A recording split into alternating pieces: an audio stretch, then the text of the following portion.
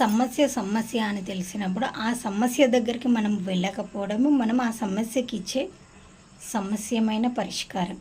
ఇంతకు అసలు ఈ సమస్య గోల్ ఏంది అని అంటే, నాకు ఒక సమస్య వచ్చింది. ఏంటి? టీ గ్లాసుల సమస్య. ఏంటి అని అంటే, ఇప్పుడు ఇక్కడ two two types of tea glasses ఉన్నాయి. ఓకే, ఇప్పుడు ఇది చూపిస్తా ఫస్ట్.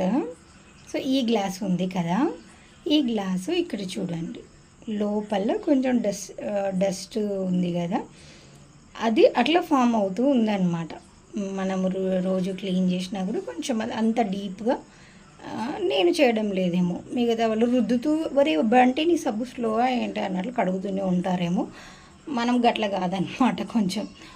సో ఇది ఇలా ఉంది. సో మళ్ళీ ఇదేమో ఇట్లా నీట్గా ఉందన్నమాట. సో సర్ఫేస్ అనేది ఎప్పుడైనా సరే టీ గ్లాసులు, ఒకవేళ if you are well known person that's very good. ఒకవేళ తెలియకపోతే ఇప్పుడు చాయ్ గ్లాసులు కొనుక్కునేటప్పుడు సర్ఫేస్ అనేది ఇలా ఫ్లాట్గా ఉన్నది కొనుక్కొని డ్యూడ్ ఇలాంటివి వద్దు.